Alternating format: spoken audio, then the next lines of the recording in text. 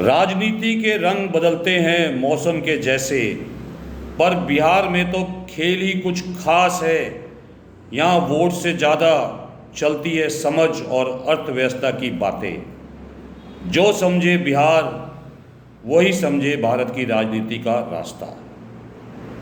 दोस्तों, आज हम बात कर रहे हैं बिहार के इलेक्शन में के बारे में।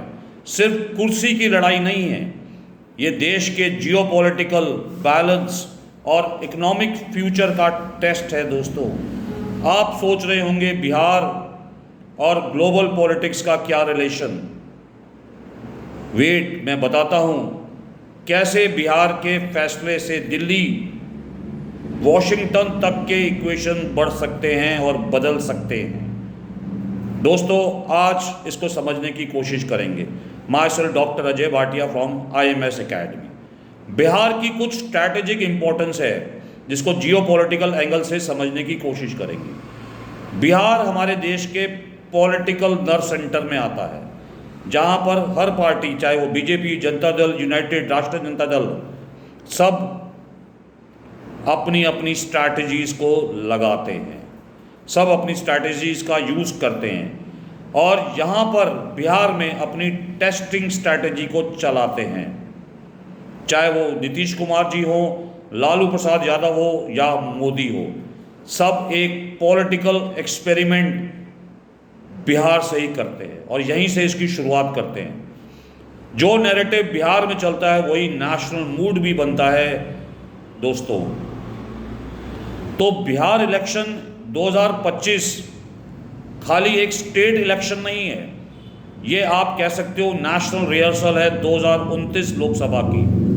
और दुनिया भी देखती है कि पॉलिटिकल स्टेबिलिटी इंडिया में है या नहीं। जो इकोनॉमिक प्रिडिक्टेबिलिटी, इन्वेस्टर्स भी इसको चेक करते हैं। अगर बिहार में इलेक्शंस के रिजल्ट्स क्या होंगे, उस पर इकोनॉमिक फिजिबिलिटी भी होती है।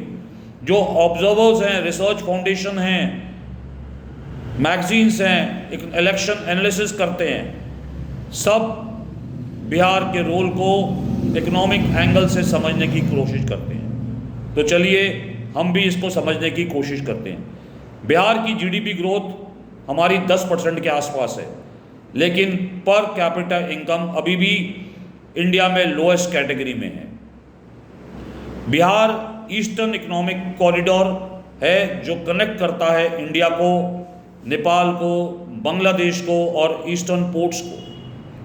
यहाँ पर Ganga waterways, freight corridors, prime minister गति शक्ति जैसे प्रोजेक्ट बन रहे हैं और काम कर रहे हैं। अगर बिहार उठता है दोस्तों, तो पूरा भारत बैलेंस होता है।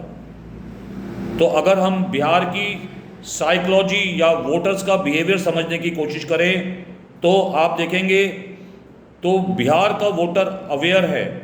चाहे वो कास्ट इक्वेशन भी अब बदल रही है, यहाँ पर अब अवेयरनेस फैल रही है। तो 2025 इलेक्शन में रोजगार और विकास सबसे बड़ा इशू बन गया है। यूथ जो है यहाँ पर वो माइग्रेट कर रहे हैं, अनएम्प्लॉयड यूथ हैं और उनकी सोशल आइडेंटिटी भी कम होती जा रही है। तो तीनों ही फैक्टर्स को देखा जा रहा है बिहार इलेक्शन में। यहाँ के वोटर अब सिर्फ सामाजिक नहीं है, वो आर्थिक सोच से वोट कर रहे हैं।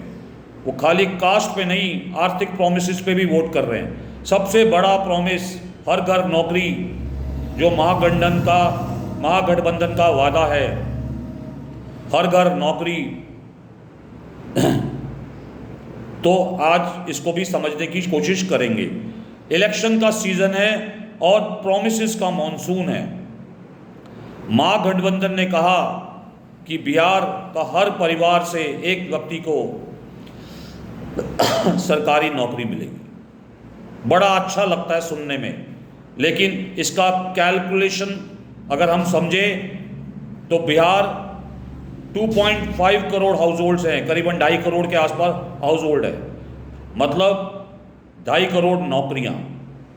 और बिहार का जो एनुअल बजट है वो 2.6 लाख करोड़ है इसका। और 1 करोड़ एम्प्लॉयज़ अभी काम कर रहे हैं जिनकी एवरेज सैलरी भी 25,000 पर हो, तो कॉस्ट आती है 3 लाख करोड़ पर ईयर के आसपास की। मतलब पूरा बजट भी काफ़ी नहीं रहेगा। तो इसकी इकोनॉमिक फिजिबिलिटी को भी चेक करने की कोशिश करते हैं हम लोग दोस्तों। तो बिहार जो गवर्नमेंट है करंटली एम्प्लॉय कर रही है करीबन 4.7 लाख लोगों को। जॉब क्रिएशन का रियल सॉल्यूशन प्राइवेट सेक्टर की इन्वेस्टमेंट को बढ़ाना है, ना कि गवर्नमेंट हायरिंग या झूठे वादे। लेकिन इंडस्ट्री इकोसिस्टम अभी भी वीक है, अभी भी लैंड लॉस, लॉजिस्टिक्स और पॉलिसी सपोर्ट बहुत कमज़ोर है बिहार के अंदर। तो जब तक बिहार में इन्वेस्टमेंट नहीं आएगी, प्राइवेट सेक्टर पैसा नहीं लगाएगा, स्टैंडर्ड एजुकेशन का नहीं बढ़ेगा, तब तक ये ऐसा मुझे दिखता नहीं है। जॉब देना मुश्किल नहीं है, पर जॉब का इन्वायरमेंट बनाना बड़ा मुश्किल है। बोल तो दिया, पर कैसे करेंगे ये बताना मुश्किल। जियो इकोनॉमिक लॉजिक समझें, इसके पीछे क्या प्रॉमिस है। बिहार ईस्टर्न कनेक्टिविटी कॉरिडोर का कोर हिस्सा, इंडस्ट्रियल कॉरिडोर्स, रिवर ट्रेड, ये सारे मिलके एम्प्लॉयमेंट पोटेंशियल को बढ़ा सकते हैं। लेकिन ये सब लॉन्ग टर्म प्लान है। शॉर्ट टर्म प्लान की बात करें, हर घर नौकरी सिर्फ एक पॉलिटिकल मैसेजिंग लगती है, जिसके पीछे कोई भी पॉलिसी रोड मैप नहीं है, कोई डिटेल नहीं है। जियो इकोनॉमिक्स के हिसाब से जॉब क्रिएशन एक इन्वेस्टमेंट चेन का रिजल्ट होता है, ना कि एक मैनिफेस्टो लाइन कि बोल दिया तो होगा ही होगा। जब तक इन्वेस्टमेंट नहीं आएगी ऐसा पॉसिबल नहीं होगा। इन्वेस्टमेंट लाने के लिए बिहार का इंफ्रास्ट्रक्चर बदलना पड़ेगा, और इन्वेस्टमेंट जब लोग प्राइवेट सेक्टर पैसा लगाएंगे तो वो इंफ्रास्ट्रक्चर को देखेंगे। इंफ्रास्ट्रक्चर से ही एम्प्लॉयमेंट अपॉर्चुनिटीज क्रिएट होगी। तो सिर्फ ये एक मैनिफेस्टो ही दिखता है।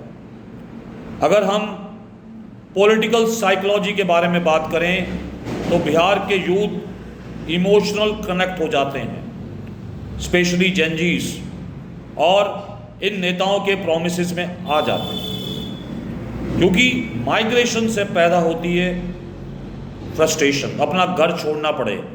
इसलिए स्लोगन हर घर नौकरी इनको अट्रैक्ट करता है। तो ये एक इमोशनल इंजीनियरिंग स्ट्रैटेजी है जो लोगों के होप के साथ जुड़ा हुआ है। बिहार में रोजगार सिर्फ ज़रूरत नहीं है, इज्जत का भी सवाल है।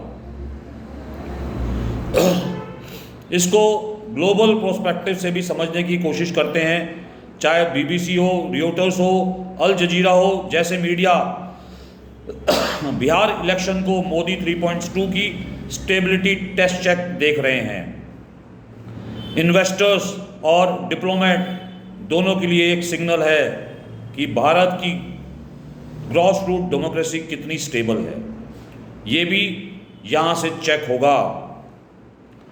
Global south countries, Africa, south east Asia India के इस मॉडल को स्टडी कर रहा है, कैसे बिहार पॉलिटिक्स और इकोनॉमिक्स इसको बैलेंस कर रहा है।